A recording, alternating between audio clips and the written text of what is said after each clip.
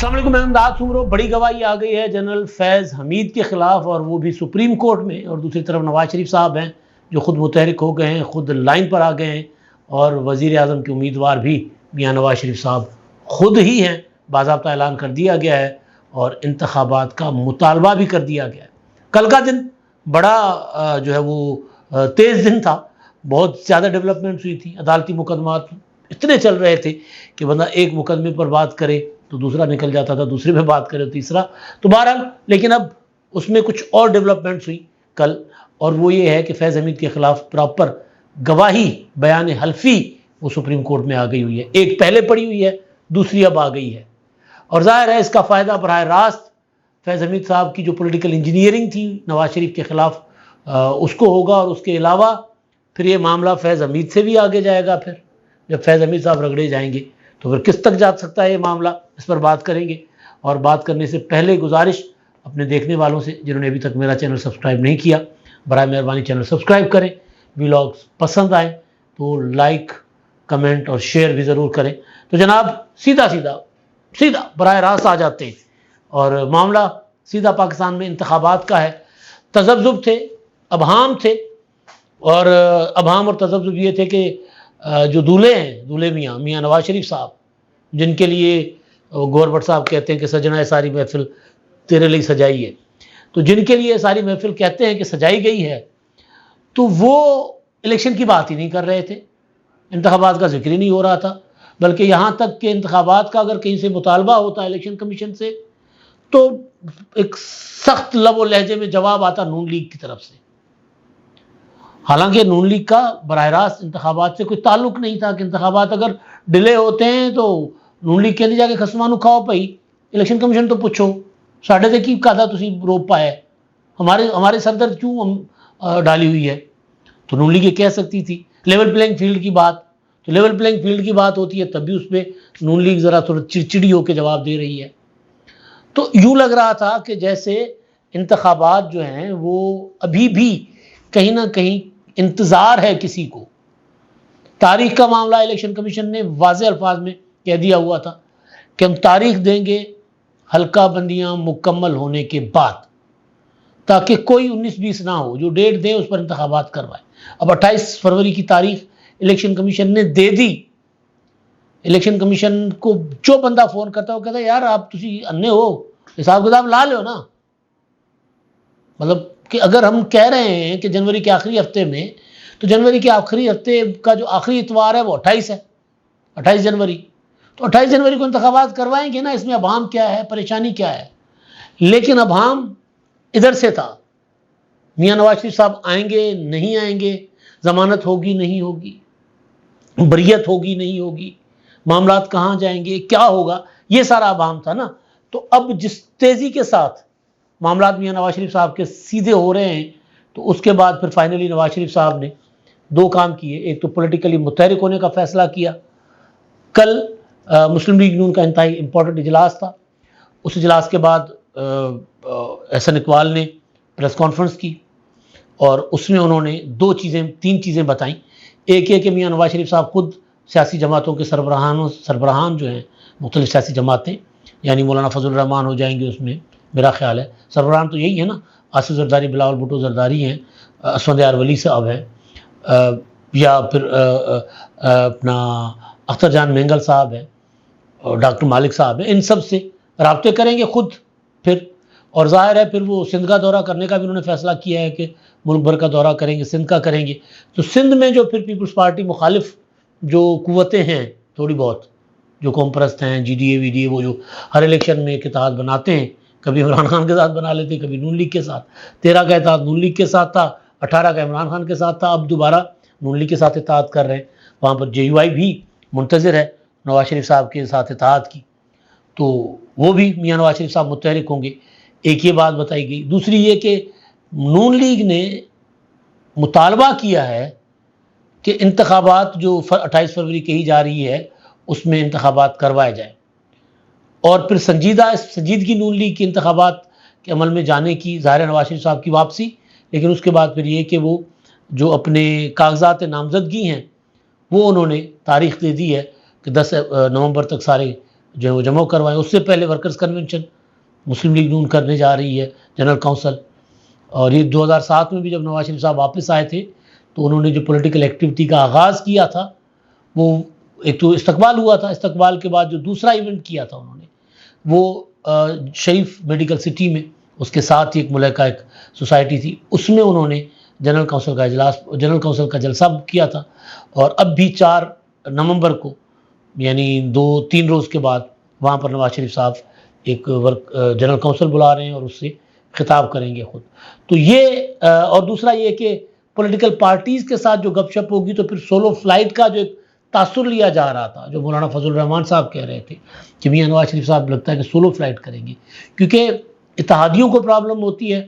Peoples party مخالف ہے تو پیپلز پارٹی کو تو پرابلم نہیں تھی، تو اتحادیوں کو ذرا ٹینشن تھی کہ نواز شریف صاحب ہم نے پوچھ بھی نہیں رہے، میل ملاقات نہیں ہے، ہیلو ہائے نہیں ہے. تو اب بھی ہے کہ سولو فلائٹ لگ رہا ہے، جو اسٹیٹمنٹ آئی ہے اور اجلاس کا جو احوال آیا ہے اس میں یہ ہے کہ سولو فلائٹ نہیں ہوگی. اور جو امپورٹنٹ چیز ہے وہ یہ ہے کہ منشور کمیٹی قائم کر دی گئی ہے مسلم لیگ نون کی 2024 کے انتخابات کے لیے، اور اس کے سربراہ سینیٹر عرفان صدیقی صاحب ایک استاد ہیں، پڑھے لکھے آدمی ہیں، ان کو مقرر کیا گیا سربراہ. اب دیکھتے ہیں اس میں باقی ارکان جو ہیں وہ کون سے ہوتے ہیں، اس کے بعد اندازہ ہو جائے گا کہ معاملہ کدھر جائے گا. تو نواز شریف صاحب جو ہیں وہ اب خود متحرک ہو رہے ہیں، خود اب ان کے کیونکہ مقدمات عدالتوں کے جو تھے جس کی وجہ سے وہ متحرک نہیں ہو رہے تھے وہ بہت حد تک جو ہے وہ ان کے سیٹل ڈاؤن ہو رہے ہیں یا ہو چکے ہیں، یعنی ایک لائن پر پٹڑی پر چڑھ گئے ہیں. اب پتہ ہے کہ جی معاملات کدھر جانے. ایک تو یہ ہے کہ اب نون لیگ نے بھی انتخابات کی ڈیمانڈ کر لی. اب کیوں کی ہے؟ کیونکہ اب انتخابات ٹالے نہیں جا سکتے تھے. الیکشن کمیشن، میں نے آپ کو 2-3 بار یہ خبر دی ہے کہ جب ان سے وفد ملنے گئے تھے پولیٹیکل پارٹیز کے، اور خاص طور پر پیپلز پارٹی کے وفد سے جب میری بات ہوئی تھی ملاقات کے بعد الیکشن کمیشن میں، تو انہوں نے کہا تھا الیکشن کمیشن کہہ رہا ہے کہ جی 28 تاریخ جو ہم دے رہے ہیں نا، آخری ہفتہ جنوری کا، پتھر پر لکیر سمجھے، ہم نہ ایک دن آگے جائیں گے نہ ایک دن پیچھے جائیں گے، ہم نے انتخابات کروانے. تو جب الیکشن کمیشن کا موڈ بالکل واضح ہو گیا تو پھر اس کے بعد بجائے اس کے کہ سیاسی قوتیں ساری لاڈلا کوئی لاڈلا پلس کہے، کوئی عمران خان پلس کہہ کر نواز شریف صاحب کو چھیڑ رہا ہو، تو خود بھی مطالبہ کر لیں انتخابات کا. تو جب سارا ڈیسائیڈ ہو گیا تو نون لیگ بھی مطالبہ لے کر آ گئی کہ جی دیکھیں الیکشن کا مطالبہ تو ہم بھی کر رہے تھے. تو یہ ایک ان کے اوپر جو ہے وہ چلیں یہ مطالبہ گزارا کر لیتے ہیں. وہ بقول شاعر کہ اس قدر کہتے محبت ہے کہ دنیا والے ایک مٹھی بھی اگر دیں تو گزارا کر لیں.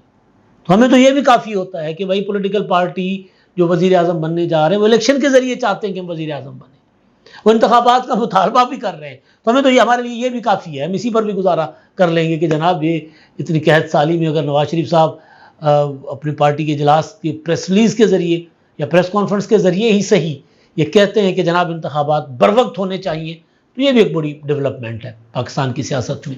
کیونکہ وہ ڈیمانڈ کر نہیں رہے تھے انتخابات کی، کیونکہ وہ اس وقت تک ڈیمانڈ کرنے کی پوزیشن میں نہیں تھے، کترا رہے تھے کہ جب تک وہ بری نہ ہو جائے. اب انتخابات کی تاریخ آ جائے، پتہ چلے کہ میاں نواز شریف صاحب بری نہیں ہوئے تو پھر کیا ہوگا؟ بڑا مسئلہ بن جائے گا نا. وہ جو شروع سے میں جس خدشے کا اظہار کرتا آ رہا ہوں کہ فرض کر لیں کہ اب الیکشن کمیشن نے تاریخ دے دینی ہے 30 نومبر کو، انہوں نے شیڈول دے دینا ہے نا، اور شیڈول کے مطابق 8 یا 10 دسمبر تک کاغذات نامزدگی جمع ہونے، اور اس وقت تک نواز شریف صاحب کے معاملات عدالتوں میں ابھی تک پھنسے رہتے ہیں. تو پھر کیا ہوگا؟ نومبر تو شروع ہو گیا نا، تو پھر کیا ہوگا؟ تو نواز شریف صاحب کا یہ مطالبہ کرنا بذات خود ایک بڑی جگر گردے والی بات ہے کہ انہوں نے دل گردہ کیا ہے. انہوں نے کہا جی ٹھیک ہے بھائی، ٹھیک ہے، کوئی بات نہیں، کر لیتے ہیں مطالبہ الیکشن کا. اچھا، اب دوسری طرف جو معاملہ ہے نا وہ بڑا امپورٹنٹ ہے. ہمارے جرنلسٹ ہیں، سینئر ہیں ہمارے، ابصار عالم صاحب چیئرمین پیمرا بھی تھے. انہوں نے سپریم کورٹ میں فیض آباد دھرنا کیس میں ایک بیان حلفی جمع کروایا ہے سپریم کورٹ کی اجازت سے فیض حمید کے خلاف.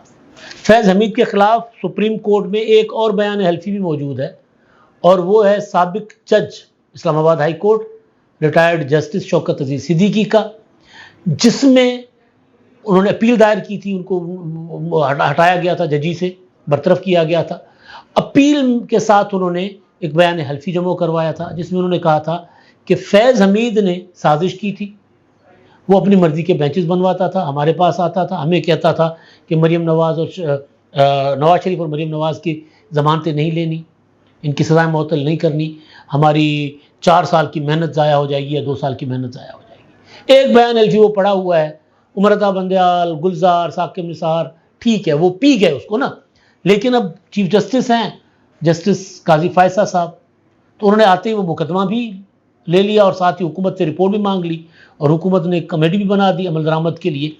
اب اس کیس میں دوسرا بیان حلفی جو ہے وہ آ گیا ہوا ہے جناب ابصار عالم صاحب کا، اور ابصار عالم صاحب اس میں فرماتے ہیں کہ بطور چیئرمین پیمرا مجھ پر اور میرے حکام پر سابق ڈی جی سی ISI فیض حمید کا شدید دباؤ تھا۔ سابق ڈی جی سی فیض حمید نے صحافی نجم سیٹھی کے خلاف ایکشن لینے کے لیے دباؤ ڈالا، حسین حقانی پر پابندی عائد کرنے کے لیے بھی دباؤ ڈالا، لیکن ان کا مطالبہ پورا نہیں کیا۔ اچھا، انہوں نے ساتھ ساتھ پھر وہ مریم اورنگزیب کو بھی اور اس وقت کے وزیر اعظم جو تھے شاہد خاقان عباسی، ان کو بھی انہوں نے رگڑا ہے۔ اچھا، وہ آگے چل کر کہتے ہیں بیان حلفی میں کہ فیض حمید اور ان کے ماتحت افسران ٹی وی چینلز پر دباؤ ڈالتے رہے۔ اپریل 2017 میں شدید دباؤ کی وجہ سے اس وقت کے وزیر اعظم نواز شریف، چیف جسٹس ثاقب نثار اور آرمی چیف کو خط بھی لکھا تھا۔ یہ کہہ رہے ہیں کہ جی میں نے اس وقت، یعنی ظاہر ہے سرکاری خط و کتابت ہے، انہوں نے اپنے پاس کاپیاں رکھی ہوں گی، یہ ایسے بلف نہیں مار رہے، وہ کہہ رہے ہیں کہ میں نے وزیر اعظم کو لکھا تھا، آرمی چیف کو لکھا تھا اور چیف جسٹس کو لکھا تھا کہ بھائی یہ صاحب کیا کام کر رہے ہیں، ڈی جی سی اس کا یہ کام نہیں ہے، یہ مجھے ڈکٹیٹ کر رہے ہیں، میرے اوپر دباؤ ڈال رہے ہیں کہ میں یہ کروں، میں یہ کروں، میں اس کو ہٹا دوں، اس چینل پر پابندی لگا دوں، اس چینل کو چلا دوں اور اس صحافی کو پر پابندی لگا دوں۔ اچھا، اور خط میں بتایا تھا کہ پیمرا حکام کو ہراساں اور مفلوج کیا جا رہا ہے، یعنی ایک ریاستی ادارے کو مفلوج کیا جا رہا ہے۔ عالم یہ تھا کہ ایک صاحب اسد کھرن، وہ لاڈلے تھے، انہوں نے لاہور میں پیمرا کا جو آفس تھا اس کو جا کے یرغمال بنا لیا تھا، جو سرکاری پولیس والا اس کو ملا ہوا تھا ڈیوٹی کے لیے، اس کی گن سے پیمرا لاہور کا جو آفس تھا، وہاں کا جو انچارج تھا، ڈائریکٹر یا جو بھی تھا، اس کو یرغمال کیے رکھا۔ وجہ یہ تھی کہ بول ٹی وی اس وقت تھا، بول ٹی وی لاڈلا چینل تھا، تو بول ٹی وی کو جرمانہ کیوں کیا ہے، اور اس کی سنوائی نہیں ہو سکی تھی، یہ عالم تھا۔ تو وہ یہ کہہ رہے ہیں کہ جی ہراساں کیا اور مفلوج کیا جاتا رہا۔ اچھا، پریس کانفرنس کر کے دھمکی آمیز فون کالز کا سلسلہ بے نقاب کیا تھا، یعنی جو فون آ رہی تھی تو پریس کانفرنس بھی کیا، خط بھی لکھا، پریس کانفرنس کر کے دھمکی آمیز فون کالز کو بے نقاب کیا۔ مئی 2017 میں جیو اور ڈان کو اصلی نمبروں پر بحال کیا۔ پیمرا قانون کی خلاف ورزی پر نجی چینل بند کیا تو فیض حمید نے بلا کر باقی چینلز بند کرنے کا کہا، یعنی اگر یہ بند ہمارا والا بند ہے تو سب بند کرو۔ 25 نومبر 2017 کو مریم اورنگزیب نے رابطہ کر کے تمام ٹی وی چینلز پر پابندی عائد کرنے کا کہا، اس وقت وزیر اطلاعات تھی۔ اور پھر یہ کہ مریم اورنگزیب کو بتایا کہ کابینہ کی منظوری کے بعد حکومت ہدایت پر چینلز بند کر سکتے ورنہ نہیں۔ اس وقت کے وزیر اعظم شاہد خاقان عباسی کی ہدایت پر فیض آباد دھرنے کے دوران تمام ٹی وی چینل بند کیے۔ فیض آباد دھرنے کے دوران نجی چینل بند کرنے کے جرم میں 2 سال بعد چیئرمین پیمرا کے عہدے سے ہٹا دیا گیا۔ اچھا، وہ میں غلط سمجھا، وہ یہ فیض آباد دھرنے کے دوران وہ جو کچھ دکھا رہے تھے نا، تو وہ کہہ رہے اس پر پھر وہ حکومت نے چینل بند کروایا تھا شاہد خاقان عباسی نے۔ اچھا جی، دوسرا یہ کہ میرا بیان حقائق پر مبنی ہے جن کو بیان حلفی کے ساتھ جمع کروا رہا ہوں۔ استدعا ہے کہ فیض آباد دھرنا نظر ثانی کیس میں بیان حلفی کے ساتھ جواب ریکارڈ کا حصہ بنایا جائے۔ اچھا جی، سپریم کورٹ نے اجازت دی اور انہوں نے یہ جمع کروا دیا۔ اب یہ معاملہ جائے گا آگے، کیونکہ فیض آباد دھرنے کے فیصلے کے بعد جو جسٹس قاضی فائصہ نے فیصلہ سنایا تھا، اس فیصلے کے رد عمل میں پھر نکالا گیا تھا وہ ریفرنس جو جسٹس قاضی فائصہ اور ان کے اہل خانہ کے کو جس کے ذریعے رسوا کرنے کی کوشش کی گئی تھی، جسٹس قاضی فائصہ کو ہٹانے کی کوشش کی گئی تھی، نکالنے کی کوشش کی گئی تھی جوڈیشری میں سے۔